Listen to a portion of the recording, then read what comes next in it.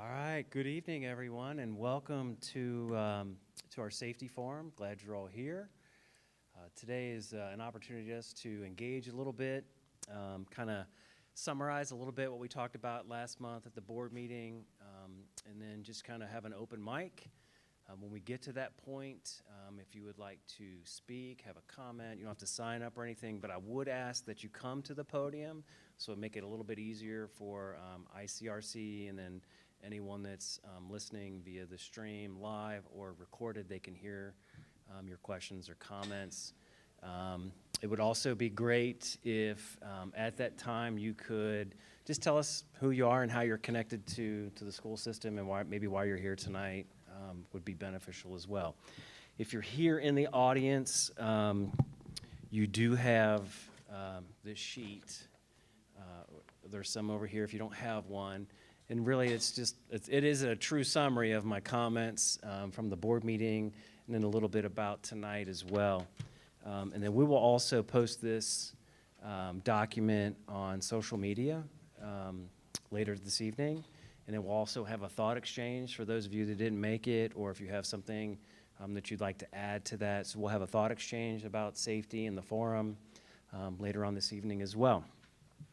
As I talked about at a board meeting last month, a little bit of a summary of House Bill 99 signed into law in June. It's effective September the 12th, 2022.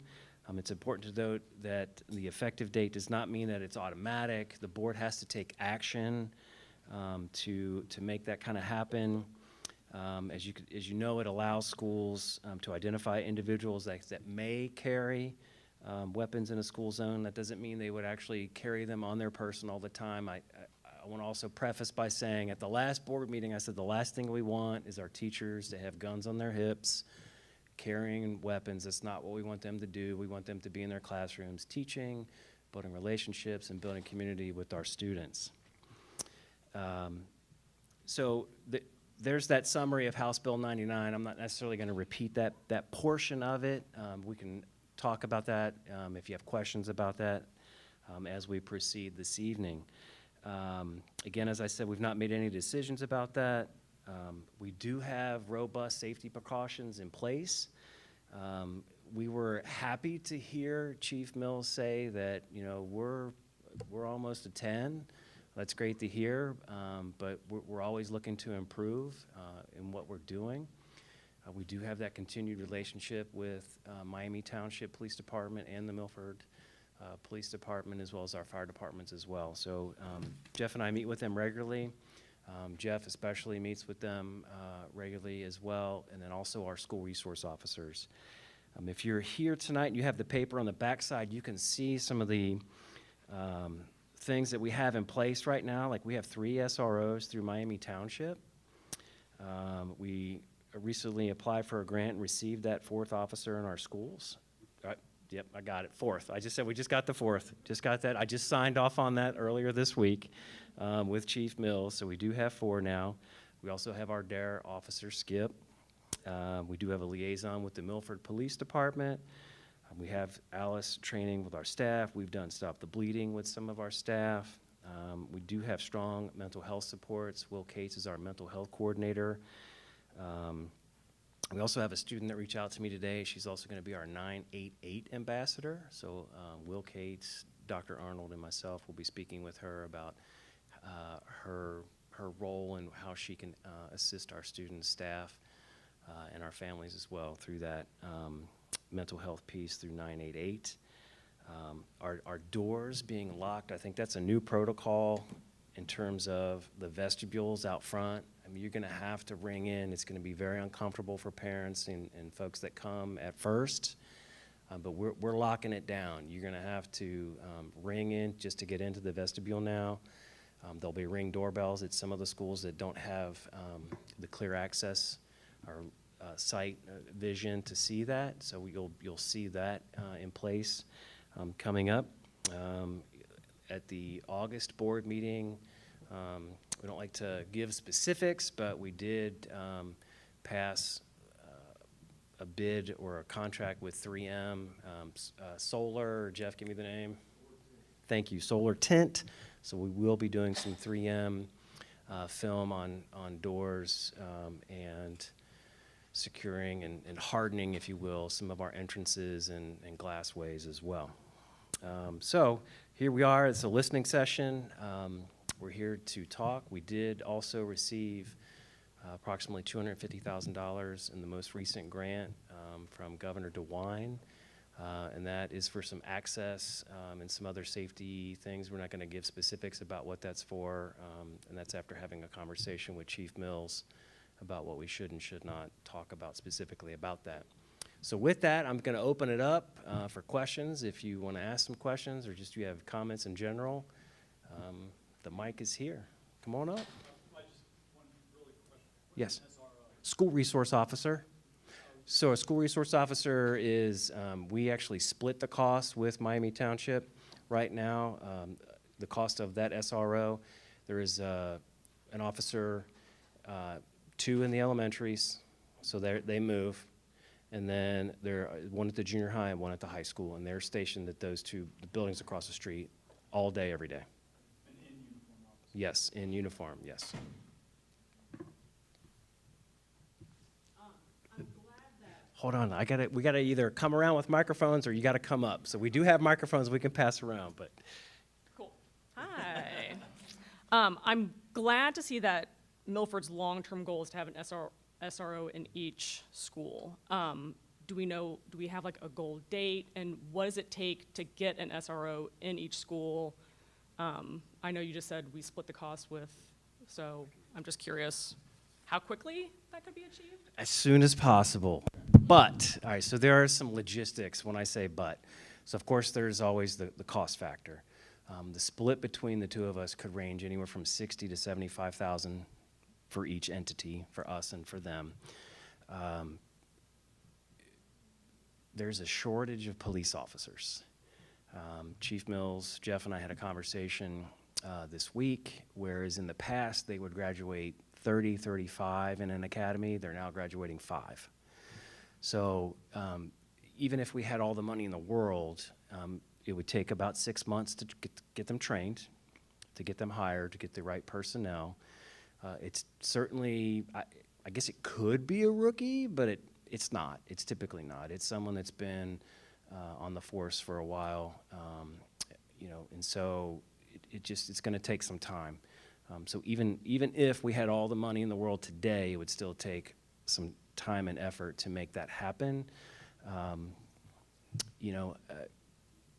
Jeff Wright from Miami Township is working with Miami Township to secure that piece, to see how long it will take for that to happen. Of course, Chief Mills, there's a lot of moving pieces. It's going to take some time, so can't give a specific date. Same thing with the city of Milford and Pattison. So we've asked that.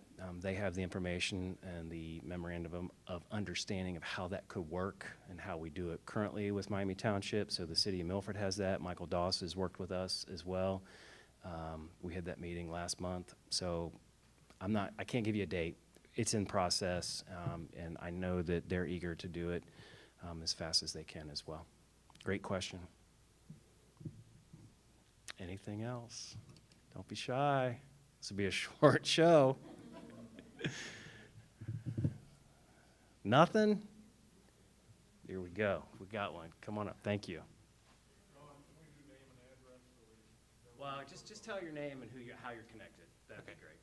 Ryan Vincent, son's starting kindergarten soon.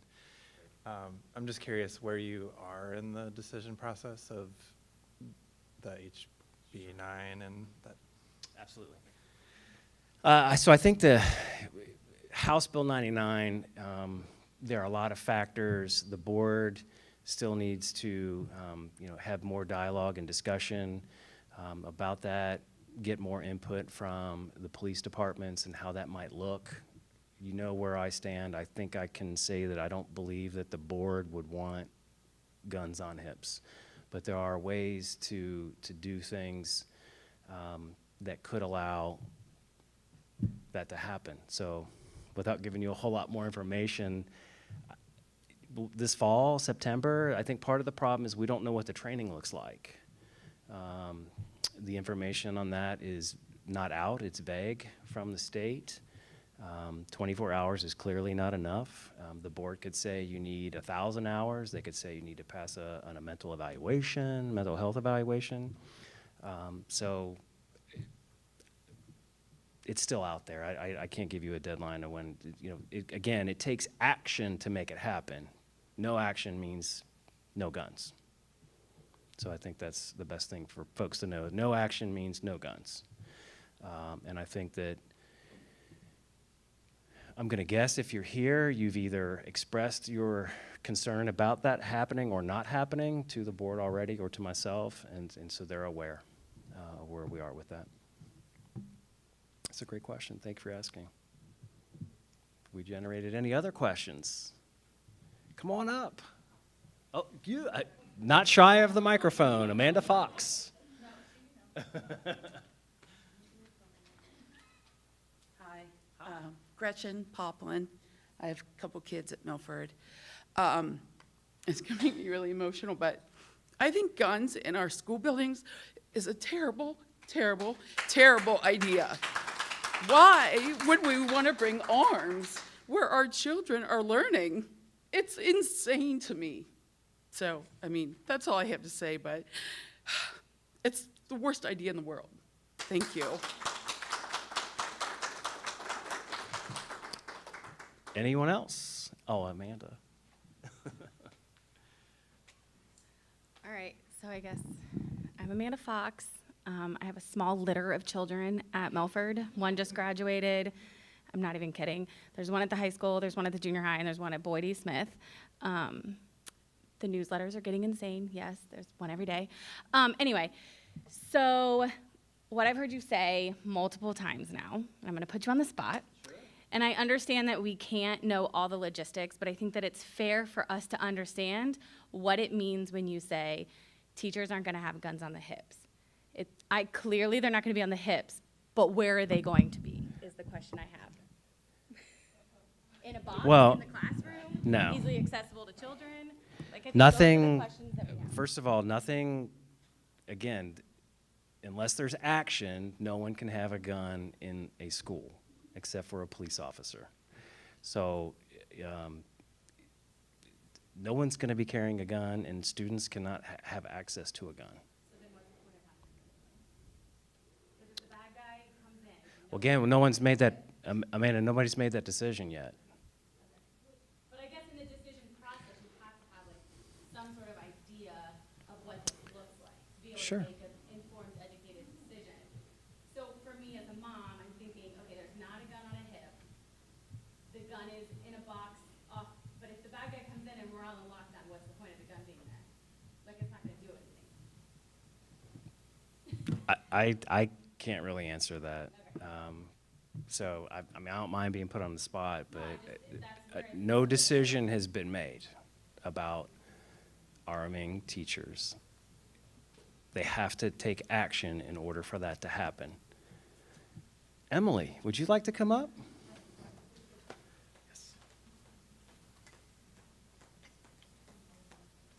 Emily Chestnut, school board member. In part of the discussions that we've had so far, can you talk a little bit about what a comprehensive safety plan looks like? The bottom line being, we want there to be as much time as we want the active person to be slowed down, to be contained. We want space, we want safety. So it's not just this House Bill 99, but just comprehensive, what can you share about safety as a whole? I mean, Emily she just said it all. There's nothing more to say. Ultimately, what we are trying to do for our buildings and our students is the best thing that we can do is time and distance. So time and distance from anyone an intruder that's trying to get in is time and distance. And so hardening our entrances and other doors, all these doors, is the best thing that we can do.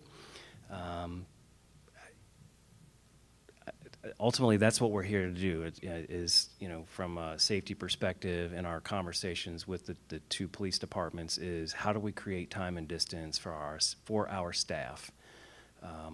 And by doing some of those things that we've talked about, that's the best way possible. So what I think is also important is that monthly, if not daily sometimes, the conversations with the SROs or the other officers that are walking through the buildings and they see things, they come back, they talk with Jeff, we have conversations about, okay, this is something we can do to create that time and distance and safety for our students.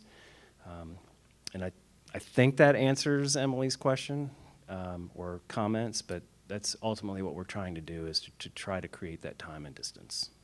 Will the film be added to the secretary's windows? For their safety? 'Cause I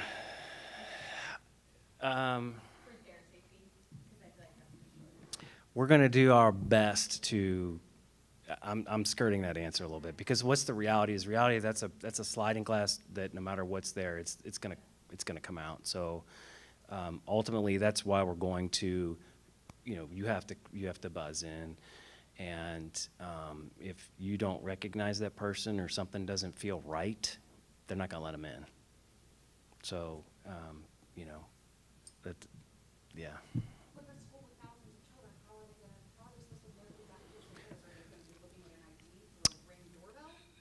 I will tell you, that's a great comment. They know. Trust me, they know. Yes.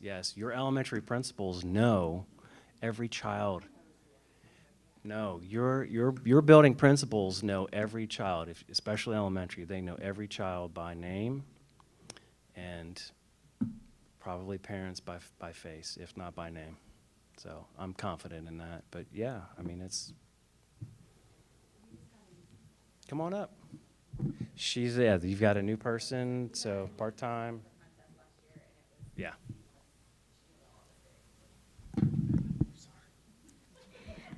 Yes, I am standing up. I'm Jamie Hopkins, a longtime resident of Milford, a retired teacher and school administrator, and I can appreciate how hard this topic must be. So I have a question, though. Since I've been out of the schools for a while, could you elaborate on what the ALICE training consists of? So ALICE training, you're going to catch me here. You're going to alert yourself of your surroundings. And so, if you're in a classroom, you alert yourself. I think ultimately, if you can exit the building and get out, that's what we teach our folks, is to get out. Your line of sight is important, and so that's why we close doors and we get in corners, and we exit when we can, when it's safe, and we get to a rally point. I mean, that's ultimately it. I can remember the first time I did the ALICE training with officers, and it was a train-the-trainer situation. It was a long time ago. Very real, very scary. We've also done trainings with the police department over at Mulberry. We actually participated with that. We've done those here on site with our staff, and that's the short of it. That's really what ALICE is ultimately welcome. We're trying to be alert of your surroundings, lock yourself down, and then exit the building if you can safely. Ultimately, that's the case. And so I continue to have those conversations with my kids, even the ones that are in college. When I go out, I always face the exit. I know who's coming in and out. So that's my alertness and being aware of my surroundings. Great question. Yes, come on up.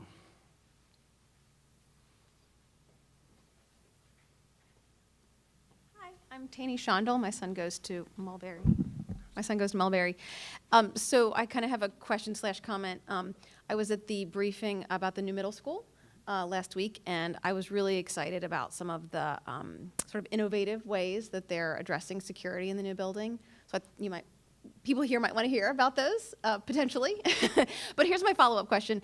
So I understand that Cincinnati Public, and I don't know if this is all the schools, but Cincinnati Public and some of their buildings have some type of an alert system when a gunshot is fired that automatically sends an alert to police station, local. I'm not exactly sure how it works, but I just didn't know if that was something that was on our plan. I cannot confirm nor deny shot spotter in the buildings. Krista, is that true? It's not in the buildings, they're in the neighborhood. They're in the neighborhoods. Okay. So they're in the neighborhoods. Now, there is, Jeff, are we good with the? Yes, so there's, all right, so again, we're trying to make sure we don't give out too much information to the bad folks out there. So, but there is a, for lack of a better term, there's a panic button in every building that the secretaries can hit, and there'll be 100 officers on site within Mark's Radios. Thank you for the name. So we do have those, but we don't, the shot spotter stuff, we do not have that. The new middle school, don't want to talk too much about that plan, but I think Charlie, the architect from SHP, kind of talked about how they could zone and block off zones, and so that you couldn't get in and out of a certain zone. So that is a safety feature that would be different than what we have now. Yes.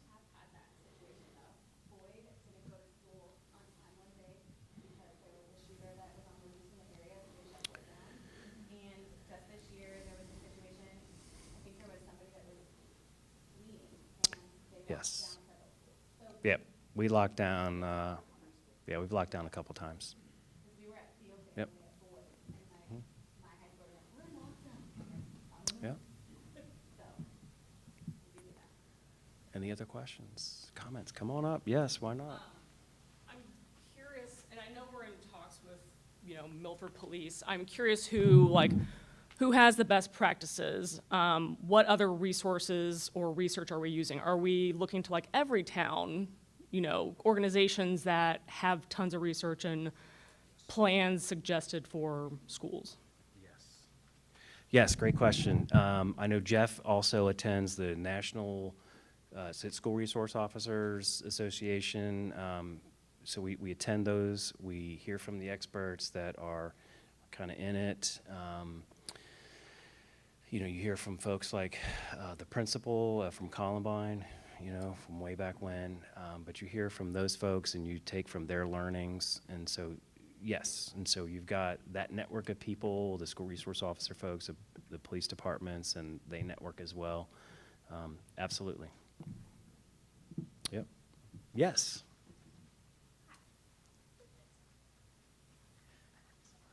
It's okay, I can probably project, but I'm Lisa Brockman. I have 2 kids at Boyd.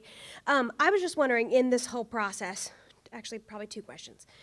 So if we get the information that we need to make the decision, what kind of time span will we be looking at for how quickly that could, result in a decision? So if we get the clarification on what the training is and those kind of things. And then the second piece I would ask is, has there been any thought about polling teachers and administrators on if they would be comfortable with that, and then maybe even parents and stuff? We get all of those kind of survey monkey things. So again, the first question is, when will we know? Again, I think it has to be actionable. So your board, 3 of your board members, 3, 4, or 5 would have to say, we would want that to happen. Let's make an assumption that there's an action. You would also have to have people that want to do it. So if no one wants to do it, then it doesn't happen. And then those that might want to do it would have to go through trainings, et cetera, whatever that might look like. I have been in conversation with the teachers union. They're 2 co-presidents. So we've had conversations, and that's it. We've just had conversations about it. It really would, again, it would be actionable by them, whether or not they wanted to do or not. And I think that if all 5 said, yeah, we're just not interested, or they just, whatever, they just said, yeah, we're not interested, then nothing's gonna happen. I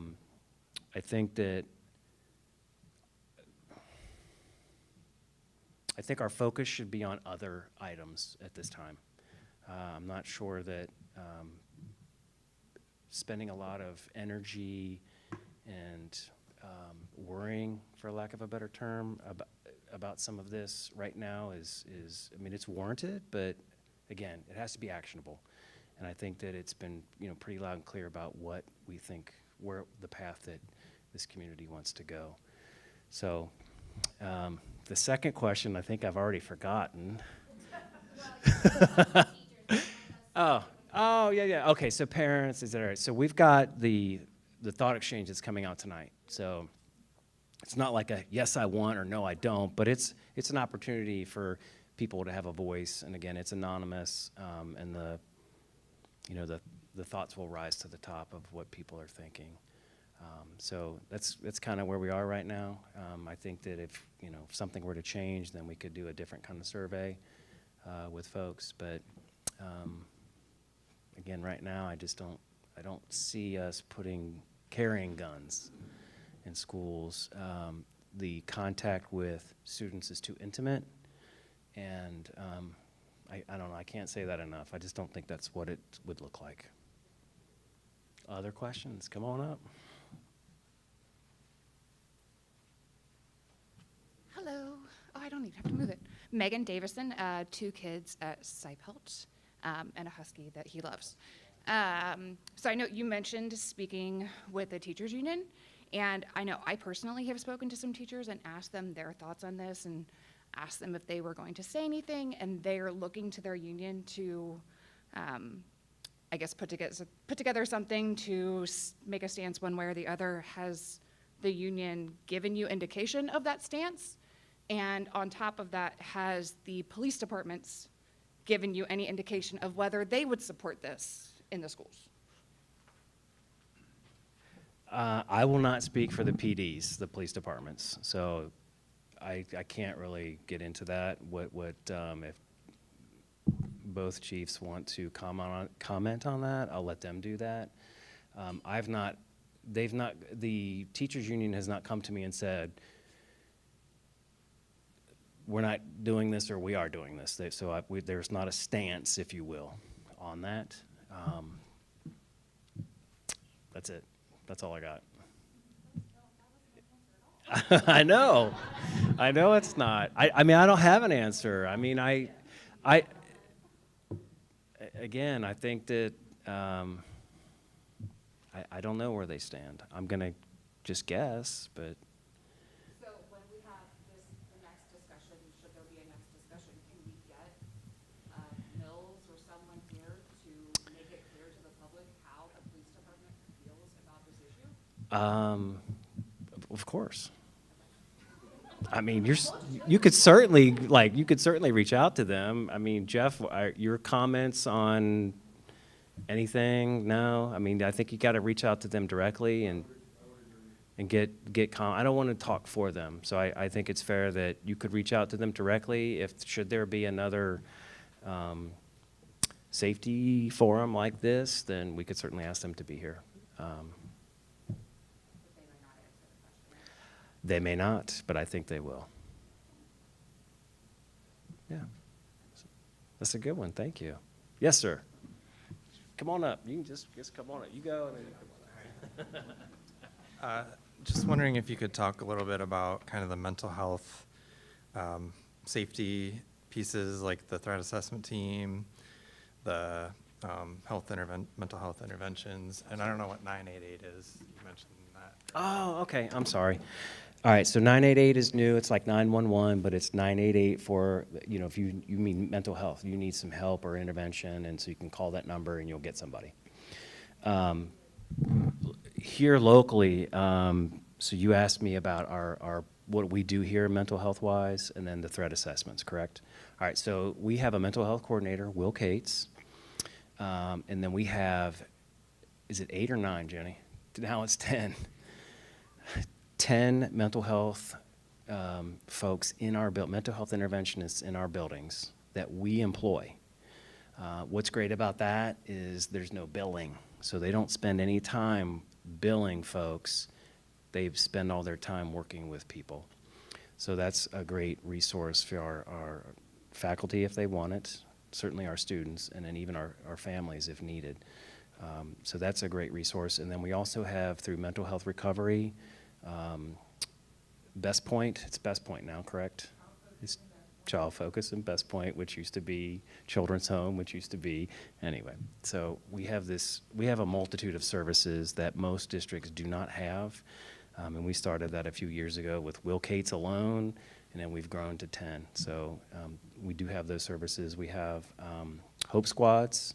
So Hope Squad is a peer-to-peer identifier. I'll call it that. They're not, peers are not counseling or helping, but they identify and they get those that need the mental health intervention to the right adult. So we have that. What was your other question? Did I get them both?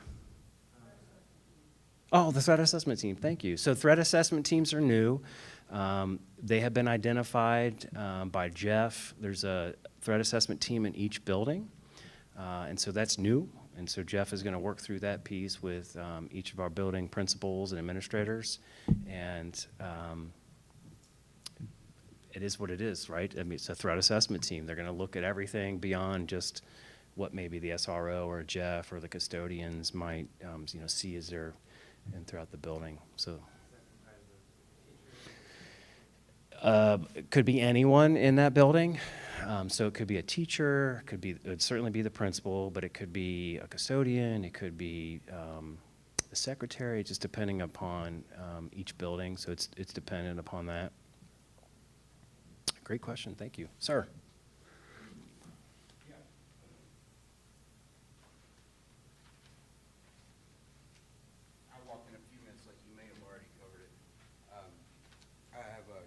Kid that's about to start kindergarten.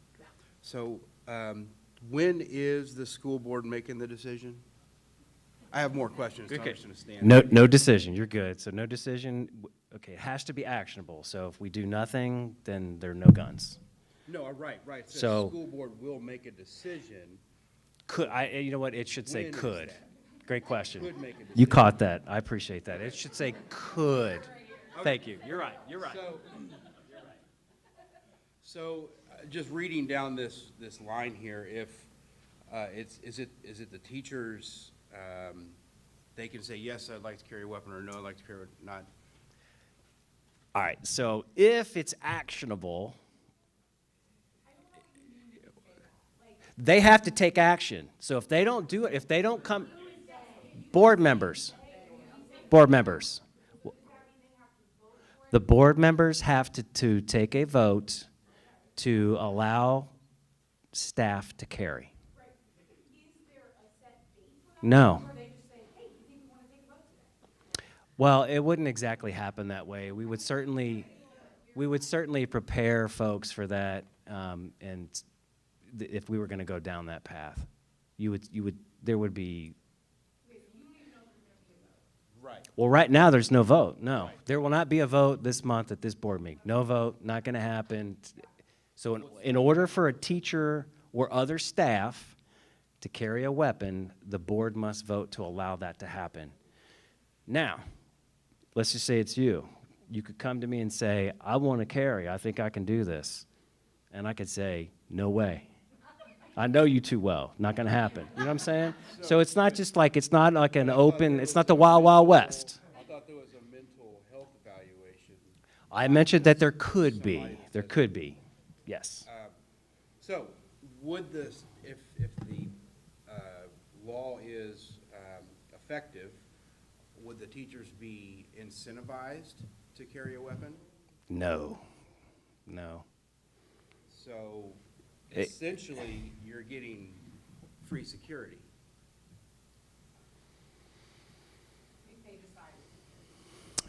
Well, I mean, do you have, I guess I'm going to ask you a question. Do you have friends that you know are hunters and they know how to handle a gun, but Sure. you would not want them to have a gun inside of school? My friends that are hunters, that are able to carry weapons and go out and feed their family with Yes. I feel like they would be responsible enough to carry guns around children. Most of them have children, but that doesn't mean that other teachers should be able to carry weapons. Correct. I'm just saying I know people that are good with guns, around guns, but I would not want them to carry a gun in a school. So it will not be the wild, wild west. Like you just, I would tell you I'll speak for 600 plus school boards. If they pass this, it's not open season. They're not gonna let just anybody walk in their buildings with guns, in my opinion.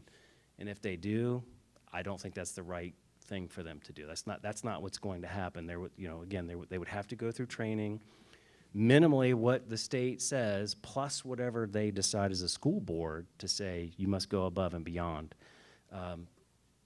That would not, I would frown upon that here to just let anyone carry in the building. How many school board members are they, and do they have children in the schools? There are 5, and 2 of them, Emily does, and Emily does. Dave's been around for as long as I can remember. Actually, I taught his kids. Yes, he was a founding father of Milford. But I taught Dave's kids, so Dave has been in the community for a very long time. So yes. So you vote? I do not vote. I do not have a vote. Those 2 people vote? 2 of the 5. Vote yea or nay? Yes, So that's, correct. Best out of 3? Best out of 5. You got to get 3. You got to get 3 people to No, no, vote. sorry, You got to get 3. Yeah, okay, best out of 5. 3 out of 5. Okay. I think that's all I have. But, yeah, I think that's all I have. I'd be interested in if you decide to make the vote. And when will you? Well, You're gonna let us know if y'all are gonna- you listen. You will not find out the Tuesday before a Thursday board meeting that this is going to come up. I mean, it would be out there. People could talk about it. It's not going to be something that we're not going to try to sneak the sunrise past the rooster, as someone once told me, right? Absolutely, they can. They can.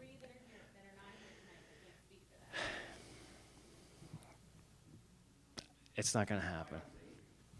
I can't speak for them. This is not a board meeting. This is a John Spicer superintendent meeting. I wanted to bring people together. So I think it's fair that this is a community forum and it's live streamed, and we'll leave it at that. Come on back. I'll come to you. Just a quick question. So what would initiate the vote? Can one person on the school board just say, I want to vote for this? And then they have to have a vote? Okay, so just like Amanda said, just anything, we put our agendas out 48 hours in advance. Typically it's Tuesday afternoons for a Thursday meeting. At a board meeting, someone can say, I'd like to make a motion to add XYZ to the agenda. You have to get a second, and then you got to get 3 votes to put it on the agenda. And then you can vote on it. So that could happen. Anything. But that's not going to happen with this, trust me. Okay? Yes, sir, come on up.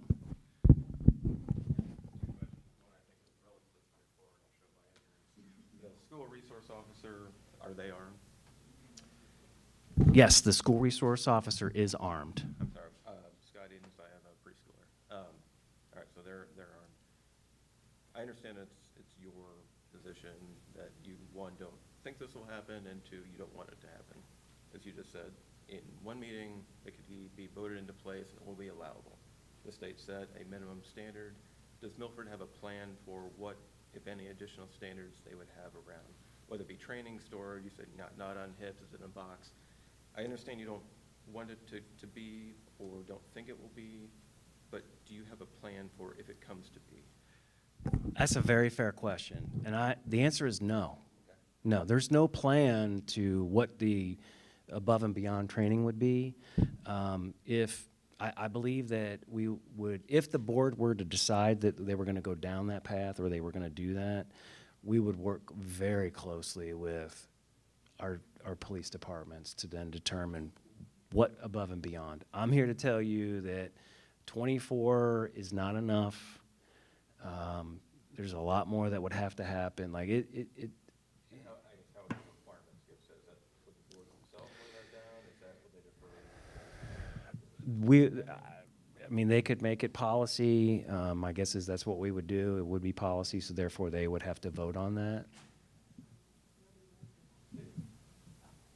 Don't you think it'd be good to have like a, I guess, at least a vision for, if it comes to being, they say, this is gonna happen, we Yeah. want to empower people to do it. Yes. Standards. You must have an idea. I do have an idea. Do I have a plan?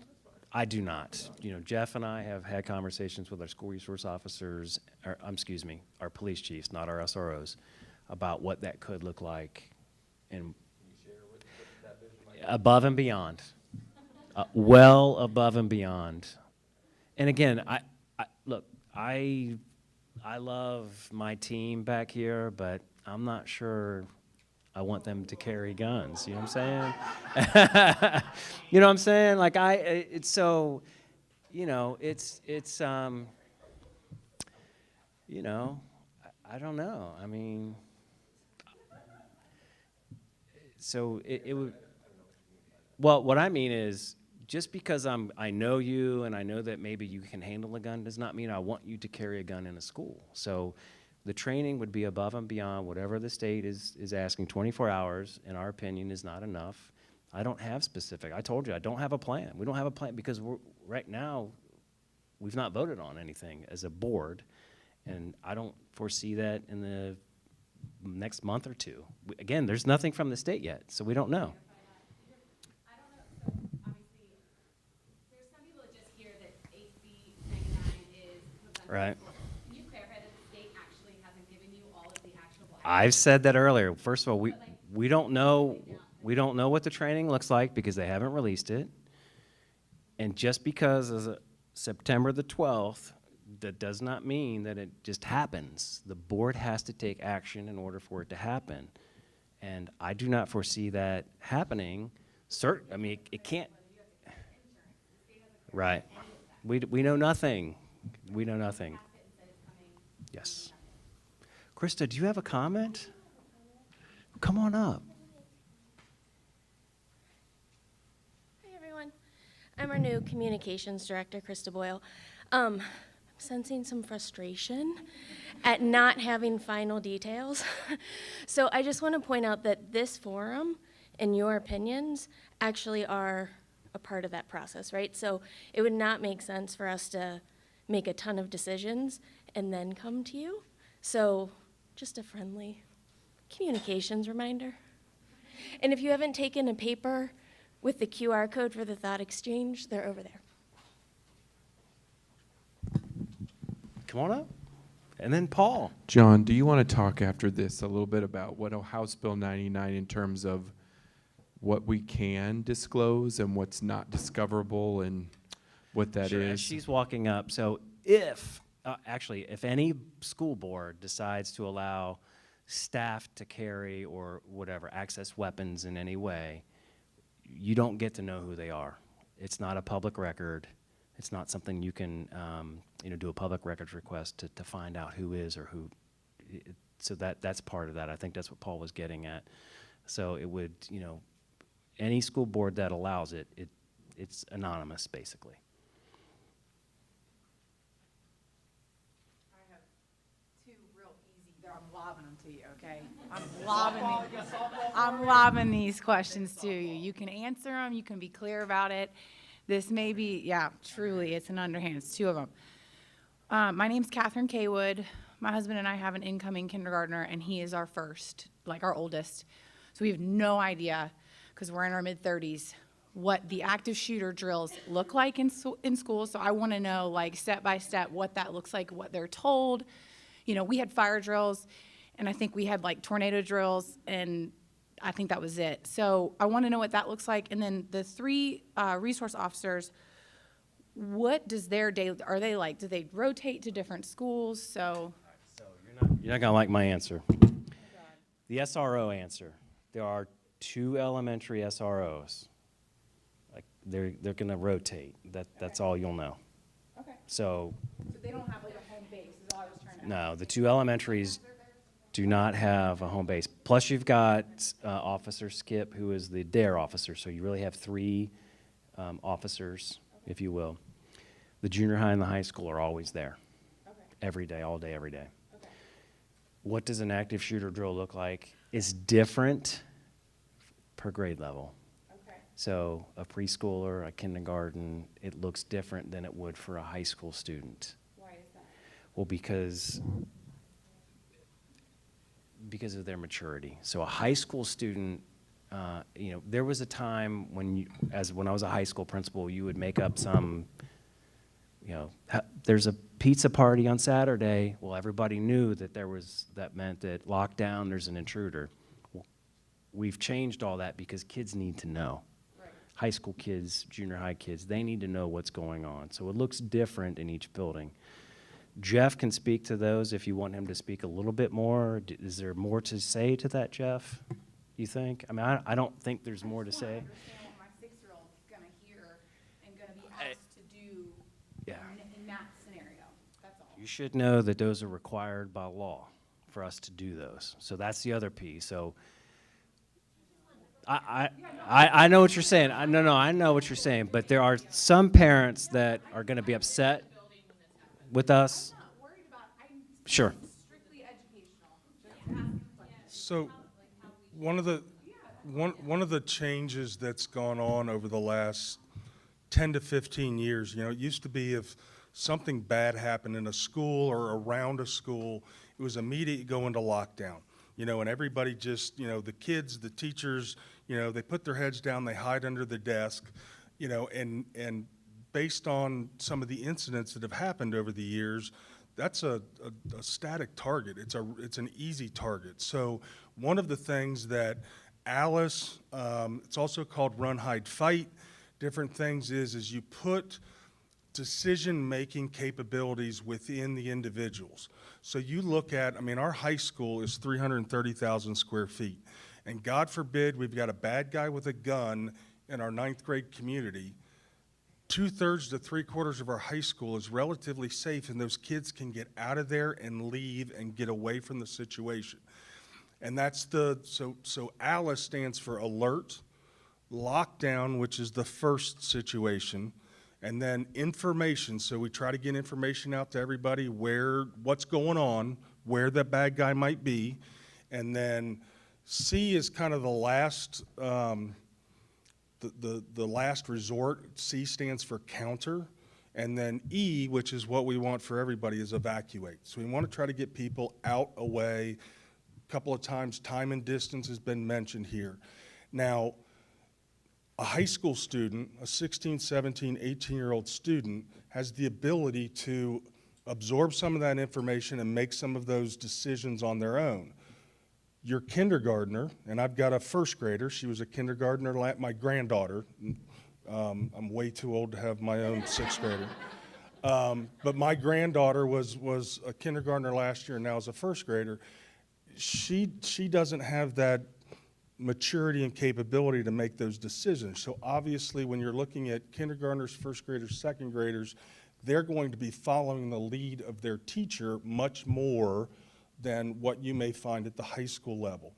The other thing is when we do our drills at the high school level are a little more realistic than they might be at the elementary level. So typically when we do an active shooter drill at the high school, the bad guy to simulate gunfire, a lot of times we use an air horn.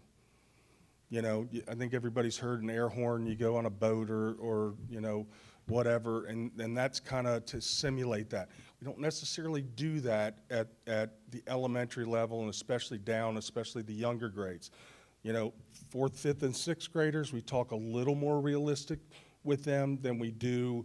It's kind of stranger danger, quite honestly, when you're talking about the kindergartners, the first graders, and they're taking the lead of their teacher. Quite honestly, the teacher's probably going to be a little more reluctant to evacuate just because I don't know if anybody's been around kindergartners and first grade classes, but God bless them, it's herding cats, right? So trying to get 25 kindergartners to all evacuate a building in an emergency is a lot more complicated than doing it with 7th and 8th graders at the junior high or teenagers at the high school. So they may rely a little bit more on an enhanced lockdown as opposed to an evacuation. So they use a little bit kinder, simpler language with the younger kids. But they will go over it, and like I said, it tends to be a little more stranger danger kind of thing. There's a bad guy, what are we gonna do? We're gonna shut and lock the door, we're gonna shove some, kindergartners aren't shoving desks and filing cabinets in front of a door. The teacher might, and then she might heard, all of her or his, most kindergartner teachers are probably females, but. We actually have a new male kindergarten teacher. God bless you. Dan Lutz. That's right. Mark's son. That's right.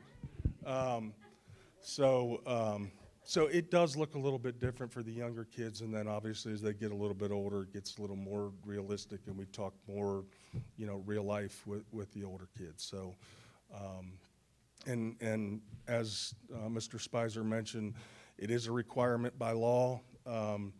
We have to do fire drills. We have to do tornado drills in the spring.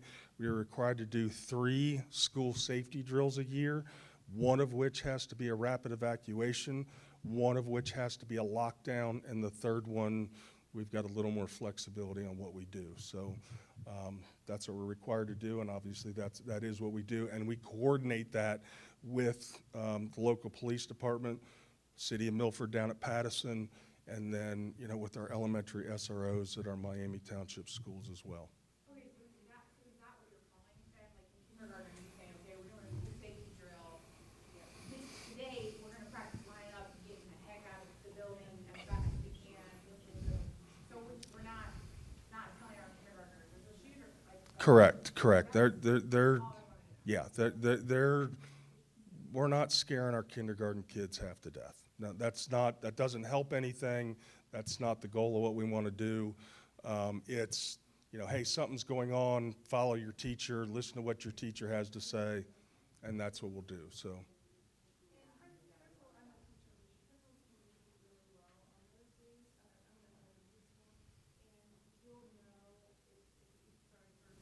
Sorry.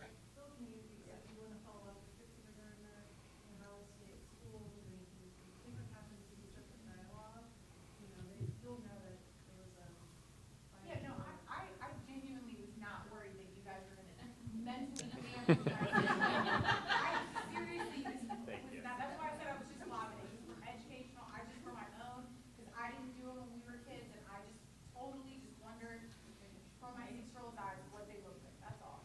Well, and I will tell you, when we do a school safety drill, I don't know if they do it for all fire drills, but for a school safety drill, I'm almost positive your principal will send an email out to all parents, hey, this happened today, we had a drill, it went well, whatever, so that you know it happened, and that you've got the opportunity that if you want to talk to your child when they come home at the end of the day, kind of what happened, if they've got any questions or anything like that, you've got the ability to talk to your child, and then obviously if anything comes out of that and you want to talk to your child's teacher or your child's principal, you've got the opportunity to do that.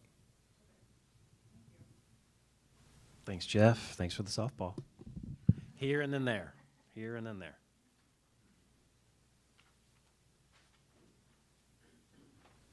Hi, I'm Nancy Rose. I have a daughter who will be in the 1st grade this year.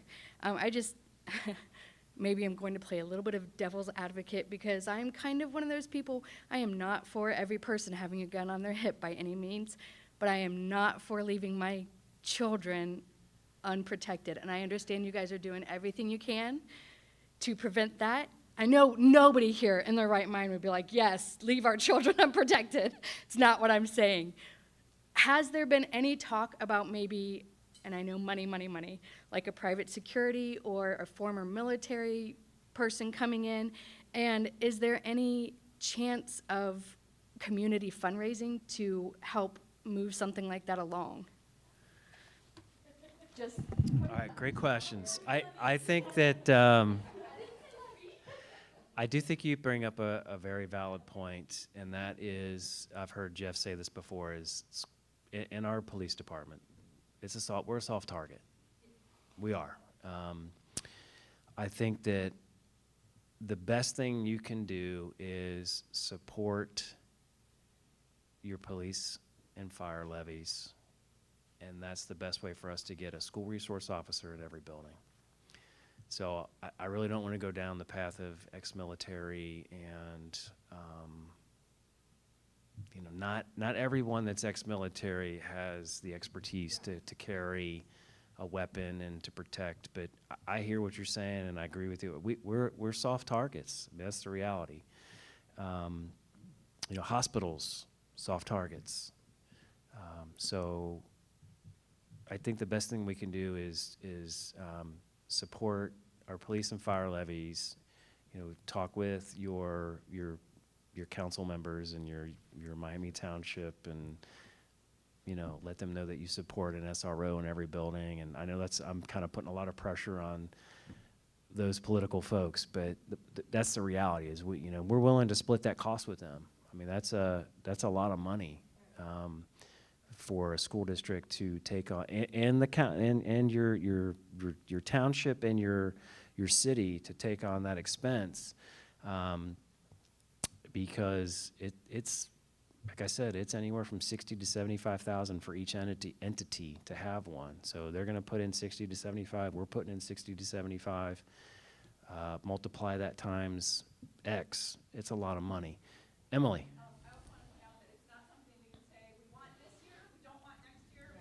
Right. Yeah, if we're in, we're in. I thank you, Emily. I think that is something, I'm here to tell you we're in. We've made it clear to both the city and the township that we want SROs in every building. But again, I talked a little bit earlier about how that is going to be a struggle. Financially, it's a struggle. Just to get the police officers is going to be a struggle, and those that have the experience, and just because you're a great police officer, as Jeff would say, you're not a great SRO. And so I think it takes a special person to be a school resource officer, and they want to do that job. And we have great SROs right now and a great liaison with the Milford Police Department. So just support them. I mean, I don't know what else to say. Like, no, I don't want to pay more tax. Nobody wants to pay more taxes, but if it's important, it's important. And I've also, my message to Governor DeWine, if I may today, stop making us write grants. If it's important, Governor DeWine, then fund it. Fund an SRO, fund our SROs for every, you know, if it's important. Stop with the grants. It's important to us, and that's what we want. So, any other questions, comments? Yes, I'm even going to come back to you. The thought exchange that goes out today? Yes. Based on those answers, will that start any action, or is that just you getting a feel for how the community? I think as Krista said earlier, it's really just to get a feel for what the community is thinking. So it's not necessarily. It's not. For the school board to take to see. It's information. They'll look at it, they'll read it, they'll see where folks are, and kind of go from there. Yes, sir. I forgot you were next. It's Joe Mastromaro. I have two girls in high school, and I might be being nitpicky here, but you keep talking about, okay, if the school board passes it, that you would get with the police departments and come up with some additional training plans. What happens if the state says no? Because they have to approve any additional training. The 24 is the minimum. Anything else has to be approved. And they're pretty good. Okay, yes. All right, so fair question. So you're saying, what if the state were to decide that it's 24, that's it, you can't go above and beyond? I mean, I can't imagine. Currently, we're allowed to. Okay, so the way the law is, so the law would have to change. Currently, we're allowed to say, you need 15,000 hours before you can do it. I'm making it up. It's 24. 24 is the minimum. We can go above and beyond is what I think it's with board. I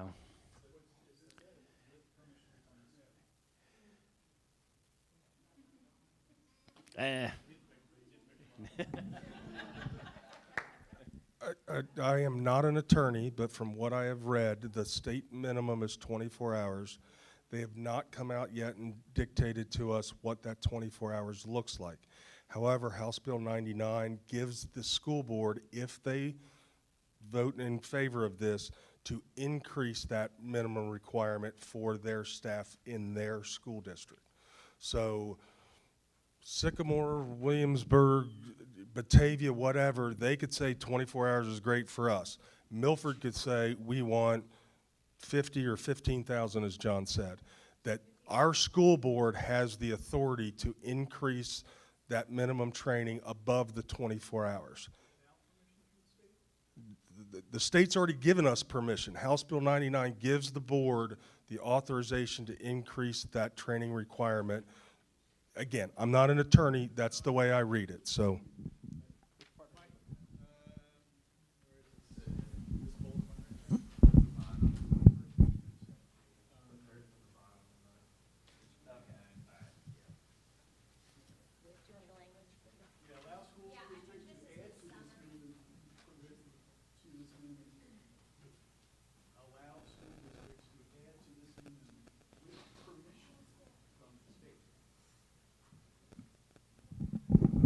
I'll have to follow up on that. That's not the way I understood it, but we'll follow up on that. I'm going to go out on a limb. They might get, they being the boards, they might get mad at me, but if it's 24 or less, then we're probably not going to do it. I mean, I understand. Understood. Anything else? Yes. Yes. And, okay, sorry. Just going back to what I'm so sorry, I forgot her name, the communication person is, Krista, yes. Thank you so much for holding this meeting, because I think that everybody has the common goal of, like, we want our kids and our teachers to be safe. And Milford is a safe place. There's a reason why we chose Milford, aside from the excellent education. And I'm having like PTSD from COVID times when I felt like higher powers and the government just dropped this bomb at each school and said, go and have fun. Now you're a specialist in healthcare. Now you're a specialist in both guns and the consequences of it, et cetera. So I appreciate you holding this, because I think that we all have these questions and we're here like frustrated because of there are no answers, that you cannot give the answers. But I do want to say that I appreciate everything that Milford has done to keep everybody safe. I've had kids from preschool to high school going through ALICE training, and my kids are talkers, so the preschool teachers suffered outside and had situations with school resource officers that had to be involved, and they were excellent, especially with teenagers. So I really appreciate everything, and seeing like all the list of things, and I'm sorry because I came here late. My question is, do you have any interest, or have you heard about the Be Smart for Kids? Because we are talking about a mass shooter invading school and all that stuff, but we still have a lot of problems with guns and kids, including like suicide and accidents and things like that. So Be Smart would be something for gun safety, and it's something that can be done at schools. And just a quick question. All right, gun safety. Yeah. Are you familiar with it? Yes, I'll talk with Krista, and I mean, we're open to anything, absolutely. We're all about gun safety. Yes, we're good with that. Any other questions? Dr. Dunn, do you have one? I'm sure you do. Hold on, we got one over. One more, hold on. Hi, I'm Katie Vockel. I have a kindergartner. I guess my question with the bill is, like, when we have the information and if there is a vote, is it going to just be a yes or a no, a one-time vote, or could this continue to come up? Like, So I think the board would vote, it would be like a policy. I think they would vote to allow it, and they would have policy created to go with it. So then you could come back and change the policy. Yes. So you could, you could potentially have that swing, if you will. Any other questions? Nothing? Nothing? Proper wait time? Yes, hold on. Does Milford perform like random security checks through the year. I have a family member that works at another school district, and they have a concern about a door located near them and how there are multiple people that have access to a buzzer that's located at this one door, and people don't actually check. So, Great question, and the answer is yes. So, as I mentioned a little bit earlier, our SROs, our custodians, et cetera, are constantly checking things as they go through the buildings. And so if they see something, they'll debrief with Jeff, the principal, et cetera. So the answer to that is yes. I think the most important thing we can do is keep our doors closed and locked, exterior and interior. I will be the first to admit that I was not a fan of requiring the doors to be closed and locked in classrooms. I'm a fan. We're going to keep doors closed and locked. It's the safest. It's time and distance. That's what we can do. This past weekend, I was at a different high school, and I wanted to take a picture of a sticker that said, "Do not open doors for anyone. Go find an adult." That's the most important thing we can do is keep our doors closed. Even if you know who they are, I'm sorry, you got to walk around. Yeah, so the answer is yes. Great question. Thank you for asking. Have we generated anything else? 7:06, anyone? Final comments? Emily has some final comments. For those of you who haven't met me, I'm Emily Chestnut, and I'm one of the school board members. If you have any questions, you can always email me. Our addresses are on the board website, or you can stop and talk to me tonight. And then Emily Mason is on vacation. She had a vacation planned with her family, otherwise she would be here. She said feel free to reach out to her as well. She'd be happy to speak to you about anything tonight. I have 4 kids in the district. They are now, new school year, 4, 6, 6, and 11th grade. So I'm very concerned about the safety of our teachers, of our students, of our staff. It's a lot of square footage. We're the biggest employer in Milford. It's really important that we keep everybody safe. So, Thank you. I think just to reiterate what Emily said is that if you have questions, you can reach out to us, your board members, myself. If I've responded back to you at the bottom of my email, that phone number is my cell phone. You can call me. It's okay.